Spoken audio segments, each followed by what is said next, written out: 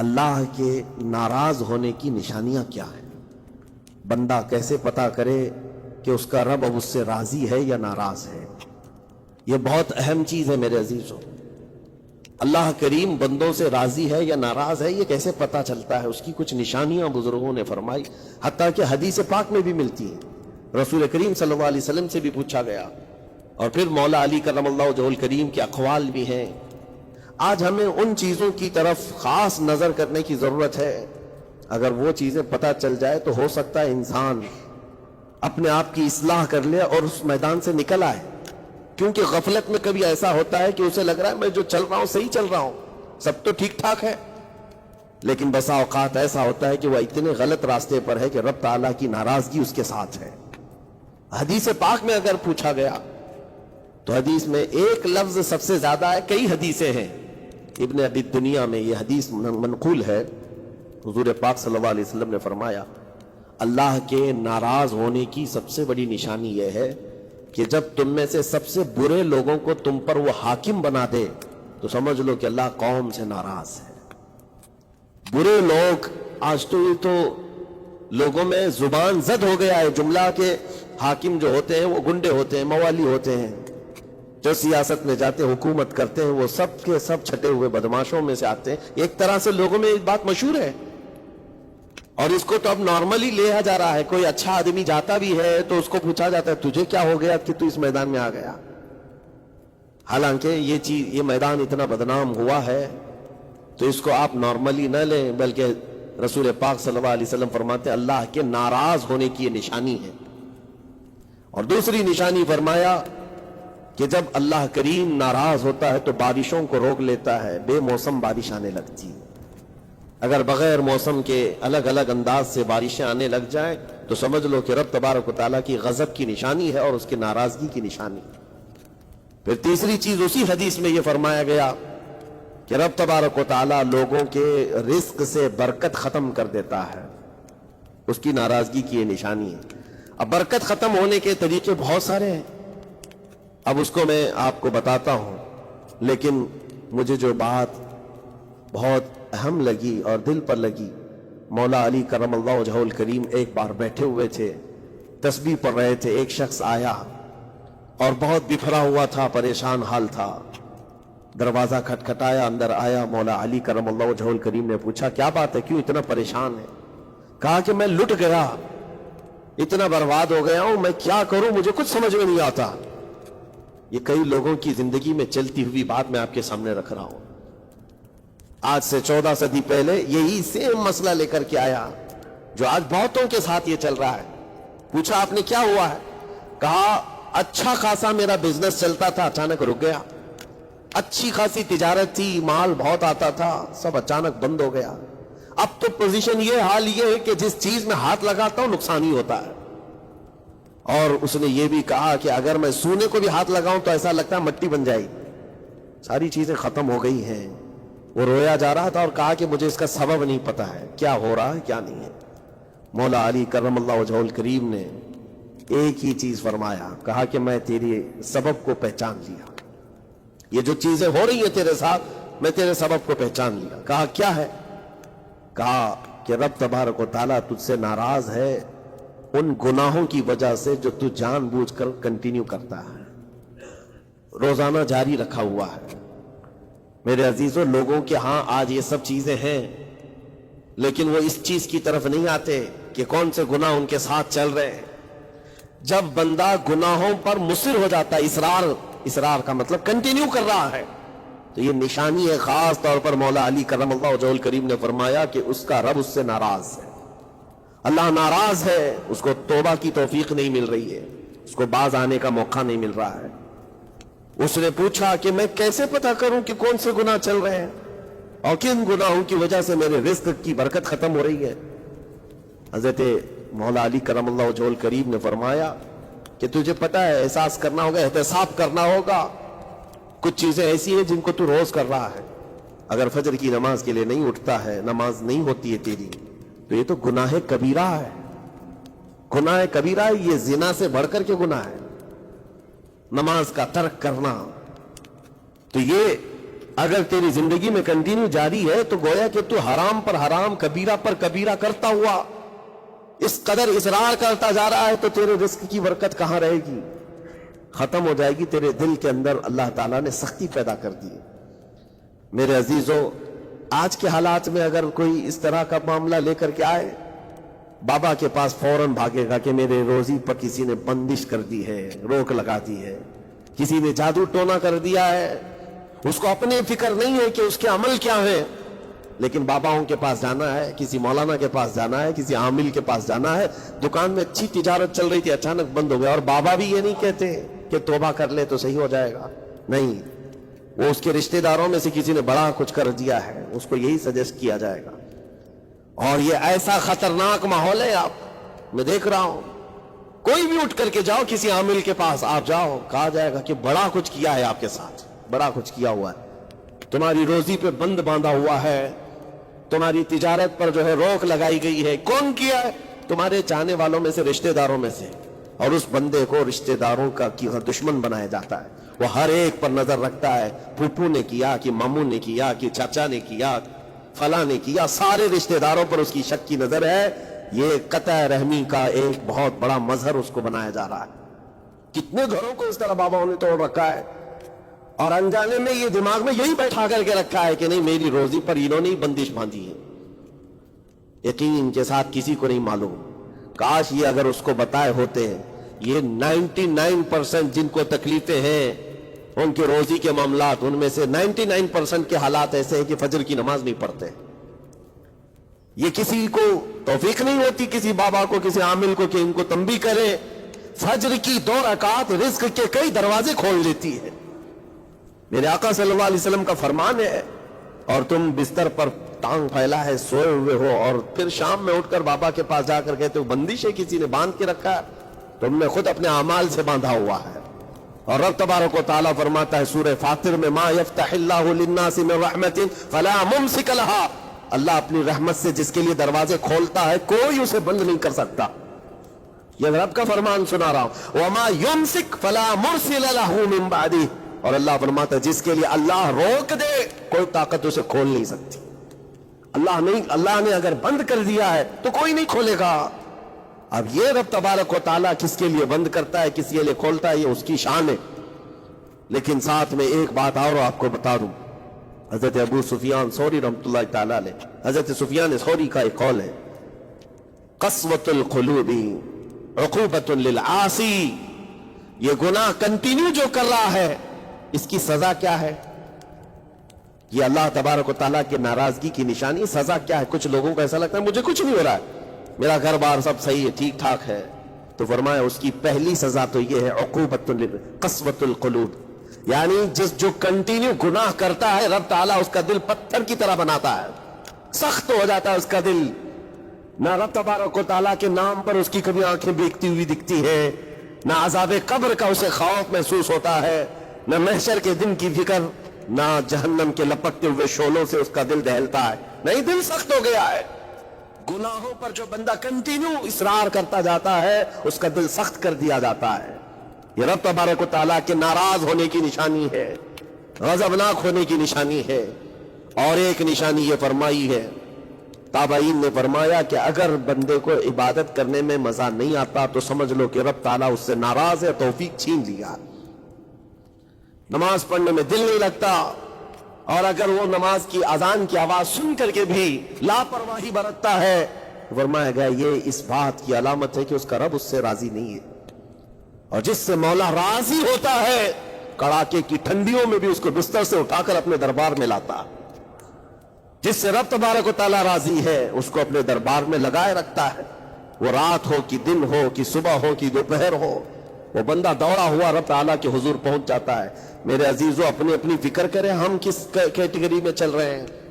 کہیں ایسی زندگی نہیں گزر رہی ہے کہ ہمارا رب ہم سے راضی نہ ہو، ناراض ہو۔ پھر پوچھا گیا کہ اگر اللہ تبارک و تعالیٰ ناراض ہے تو پھر دولت کی ریل پیل گھر بار ساری چیزیں ہیں۔ فرمایا یہ بھی ایک نشانی اللہ کی ناراضگی کی کہ گناہ کنٹینیو ہونے کے باوجود اگر تمہارے مال میں کمی نہیں آ رہی ہے، روزانہ بڑھتا جا رہا ہے، تو خوف کھاؤ کہ اللہ بڑے عذاب کا تمہارے لیے تیاری فرما رہا ہے۔ آخرت میں تمہارا کوئی حصہ نہیں ہوگا، سب کچھ دنیا میں دے دیا جائے گا اور تمہارے لیے بڑے عذاب کی تیاری ہو رہی ہے اگر گناہوں کی وجہ سے پکڑ نہیں ہوئی اور تمہارا مال اور یہ ساری چیزیں چل رہی ہیں تو یہ اس بات کی علامت ہے کہ بڑے عذاب کی تیاری ہے۔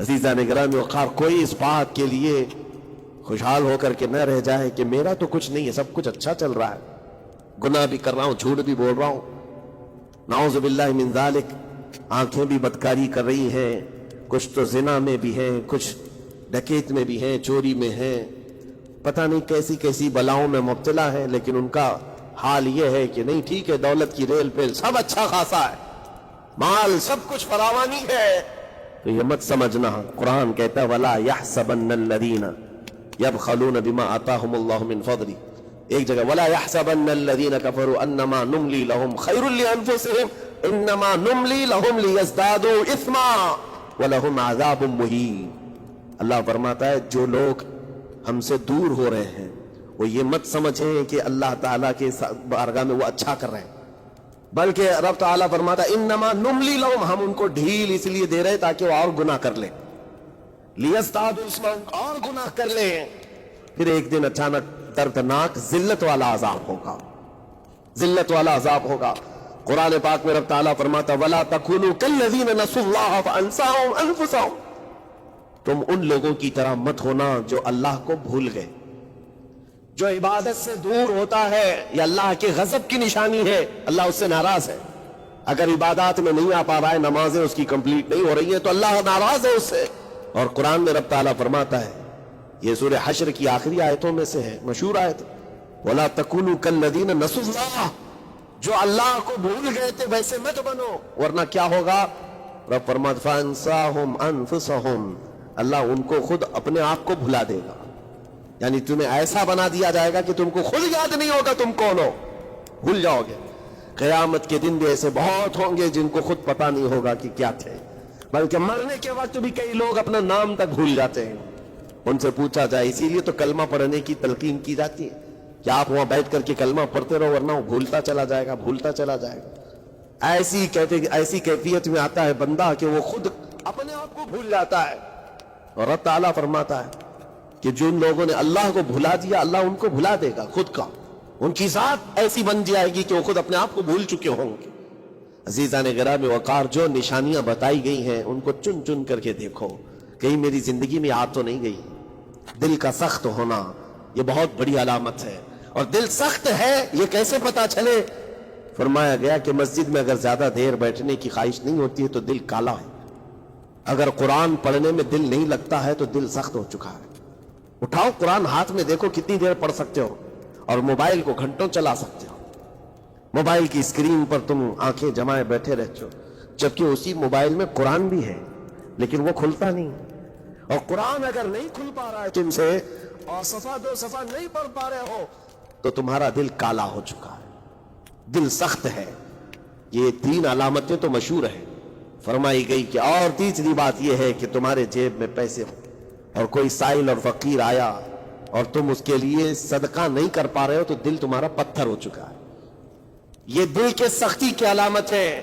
اور قسوۃ القلوب عقوبۃ للعاصی، یہ کہا گیا ہے دل کا سخت ہونا یہ تو رب کی طرف سے بہت بڑی سزا ہے، بہت بڑی سزا ہے، گنہگار کی سزا یہاں سے شروع ہوتی ہے۔ اور پھر آپ کو ایسا لگ رہا ہوگا کہ دل سخت ہو گیا ہے تو کیا ہوگا، اس کو ہلکے میں نہ لے، ہلکے میں نہ لے۔ فرمایا گیا کہ جب دل سخت ہو جاتا ہے تو بندہ کفر تک بھی جا سکتا ہے، کفر تک بھی جا سکتا ہے، دل کی سختی اس کو کفر بھی لے جاتی ہے۔ بلکہ بزرگوں نے یہاں تک فرمایا کہ جب بندے کا دل سخت ہو جاتا ہے تو اس کے نزدیک ماں سے زنا بھی ہلکا لگتا ہے، بیٹی سے زنا بھی اس کے لیے ہلکی چیز ہے۔ دل سخت ہے تو جانوروں سے زیادہ ذلیل کام کرنے کو بھی آسان سمجھتا، دل کی سختی اس کو بھیانک گناہوں کی طرف لے جاتی ہے جس کی سوچ بھی نہیں کر سکتے۔ اسی لیے میرے عزیزوں، وہ دل کی سختیاں آنے سے پہلے اپنے رب کو راضی کر لیں، وہ رحمان کو راضی کر لیں۔ آج کے ان حالات کو دیکھ کر کے یہ سب محسوس ہونے لگتا ہے کہ کہیں رب ناراض تو نہیں ہے بندوں سے، دعائیں کثرت سے ہوتی ہیں، ہماری دعائیں کہاں جا رہی ہیں، اور ظالموں کا ظلم بڑھتا چلا جا رہا ہے، شریر اور فسادی لوگوں کو ہماری گردنوں پر حاکم بنایا گیا ہے۔ یہ سب رب تعالیٰ کی غضب کی علامات ہیں. اجتماعی توبہ ہو. اور توبہ کا بھی مطلب یہ نہیں ہے کہ دونوں گال پہ ہم تھپڑ مار کر کے نکل جائیں. زندگی پر اس توبہ کے اثرات کا اظہار ہونا چاہیے. آج رات کو توبہ کیا ہے, رب تعالیٰ کے حضور سچی توبہ کیا ہے, تو کل اس کی زندگی میں تبدیلی تو آئے.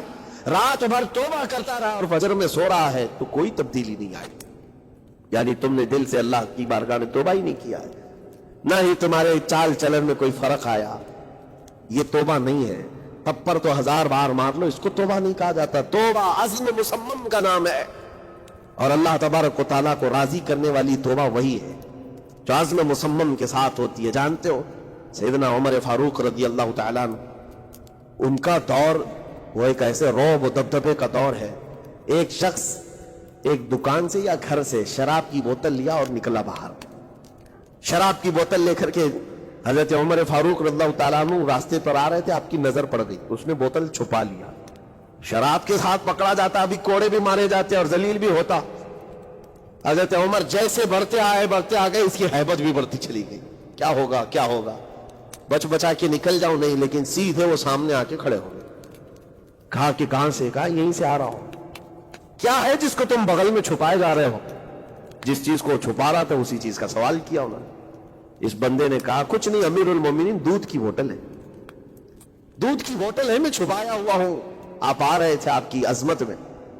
حضرت عمر فاروق رضی اللہ تعالیٰ عنہ کی دوربین نظر جانتی تھی. آپ نے کہا دودھ کی بوتل ہو تو چھپانے کی ضرورت کیا ہے, نکالو باہر. اب اس کے ہاتھ اتنے کانپنے لگ گئے ڈر کے مارے کہ وقت کا وہ امیر المومنین کھڑا ہے جس سے قیصر اور کسریٰ بھی تھر تھراتے ہو. اب ان کے سامنے کیا بہانہ کیا جا سکتا ہے؟ اس نے بغل میں سے آہستہ سے بوتل نکالی, آپ کے سامنے سر جھکا کر پیش کیا. حقیقت میں وہ دودھ کی ہی بوتل تھی, دودھ کی ہی بوتل تھی. یہ دیکھ کر اس کا سر چکرا گیا. شراب لے کر کے نکلا تھا اور بغل میں چھپایا بھی تھا امیر المومنین کے ڈر سے. حضرت عمر فاروق نے کہا کہ دودھ کی بوتل ہے تو تیرے اندر اتنا ڈر اور سہم کس بات کا, سچ بتا. رونے لگ گیا, آپ کا دامن پکڑ کر کے کہا امیر المومنین سچ بتاؤں تو شراب کی بوتل لے کے نکلا تھا, لیکن جیسے ہی آپ پر نظر پڑی دل اتنا پسیج گیا, میں اندر سے رحمان کو پکارا, اے رب کریم آج تو عمر کے سامنے میری عزت بچا لے, کبھی ہاتھ نہ لگاؤں گا, شراب کبھی نہیں پیوں گا. دل سے میں نے پکارا, رب تعالیٰ نے میری عزت رکھ لی اور اس شراب کو دودھ میں بدل دیا. میرے عزیزوں, وہ ناراض ہوتا ہے تو جلدی راضی بھی ہوتا ہے, وہ راضی بھی ہوتا ہے. ایسا نہیں ہے کہ مولا تعالیٰ غضبناک ہے تو بندوں کو عذاب میں مبتلا کرے گا. ایک دعا کرو, ایک دعا کرو.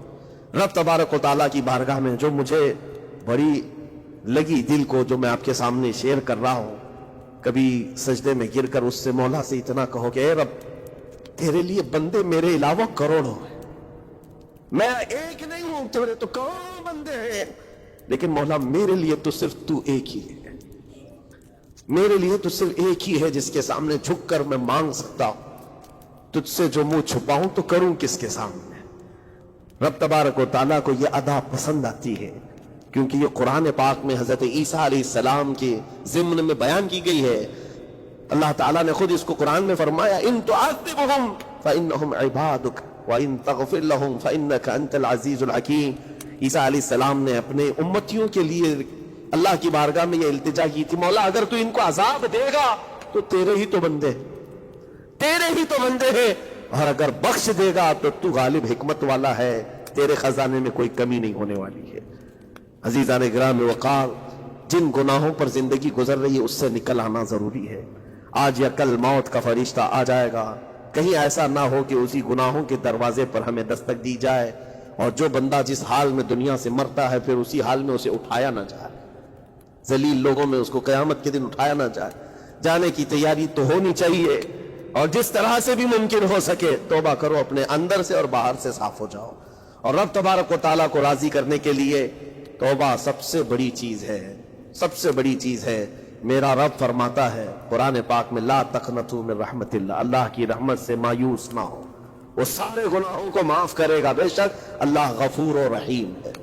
لیکن آج جو اس کے ناراضگی کی نشانیاں ہیں اپنی زندگی میں ڈھونڈ ڈھونڈ کے نکالو. اگر مجھ سے عبادت نہیں ہو رہی تو میرا رب ناراض ہے مجھ سے, میرے گھر میں تجارت پر روک لگی ہے تو میرا رب ناراض ہے, اور اگر مال و دولت کی کثرت ہے لیکن گناہ مجھ سے نہیں چھوٹ رہے ہیں تو پھر تو اللہ تعالیٰ ایک بڑے عذاب کی تیاری میں، رب تبارک تعالیٰ ایک بڑا عذاب میرے لیے تیار رکھا ہے، بڑا عذاب میرے لیے تیار رکھا ہے، میرے ان گناہوں کی وجہ سے وہ سب کچھ مجھے دنیا میں دے رہا ہے۔ یہ ڈر کی بات ہے۔ اللہ تبارک و تعالیٰ کی بارگاہ میں دونوں چیزیں رکھے، اس کی بخشش کی امید بھی اور اس کے پکڑ کا خوف بھی، اور اس خوف اور امید کے بیچ میں جینے کا نام ایمان کی زندگی ہے۔ اللہ کریم ہم سب کو اس ایمان کی زندگی عطا فرمائے۔ رب تبارک و تعالی ہم سب کو اپنے غضب سے دور رکھے، اس کی ناراضگی سے ہمیں دور رکھے۔ اللہ ہے رب کریم اس وقت تک ہمیں تو دنیا سے نہ اٹھا جب تک تو ہم سے راضی نہ ہو جا۔ اے اللہ جب تک تو ہم سے راضی نہ ہو جا، اے اللہ جب تک تو ہم سے راضی نہ ہو جا۔ وصلی اللہ تعالی علی خیر خلق محمد وآلہ وصحبہ اجمعین، وآخر دعوانا الحمد للہ رب العالمین۔ السلام علیکم۔